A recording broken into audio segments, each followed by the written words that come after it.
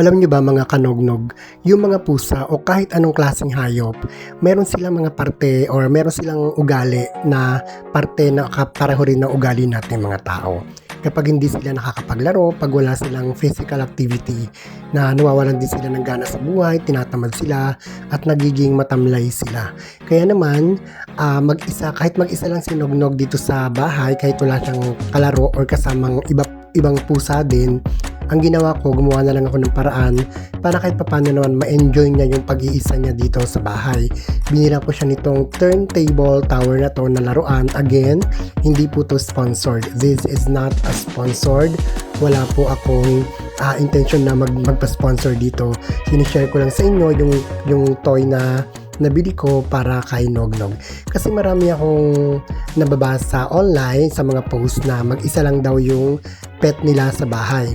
So, nagwo-worry sila baka daw kapag walang kalaro na katulad nilang pusa din is magkaroon ng epekto sa behavior nila. Actually, moving forward, kapag overtime nangyayari yung ganon na hindi sila nakakapaglaro, hindi nila na-enjoy yung life nila, kahit lalo na pag indoor, mga indoor cats, kagaya nga ni Nognog, magkakaroon ng konting problema or difference sa behavior nga nila yon. Totoo naman yun.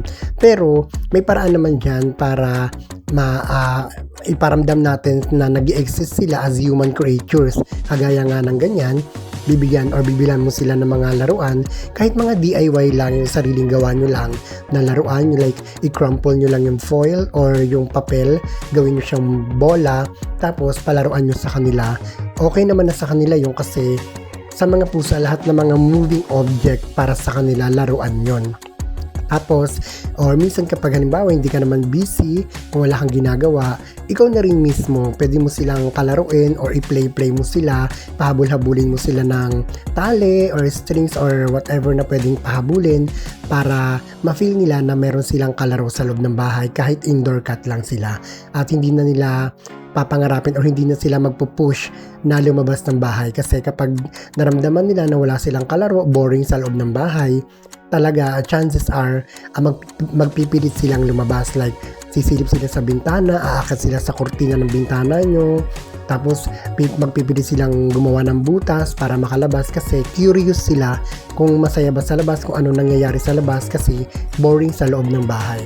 Kaya I advise sa mga single pet lang sa bahay, yung mag-isa lang kagaya ng alaga ko nito na si Nognog, wala siyang kasama, kaya nagbibigay talaga ako ng time sa kanya para maglaro kami, magharutan kami, even 15 to 20 minutes in a day or twice a day, pwede na yon, kompleto, kontento na sila sa ganon.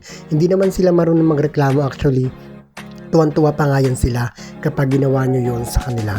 So for you, sa iba mga fur parent dyan, tatanungin ko kayo, okay lang ba for you in your own opinion, okay lang ba na solo lang yung pet ninyo sa bahay, or mas trip ninyo or mas okay sa inyo na hanapan sila ng kasama kaysa bigyan lang sila ng laruan at maglaro lang silang mag-isa sa bahay ninyo para at least kahit papano hindi na rin kayo masyadong maabala, lalo na kapag busy kayo sa trabaho.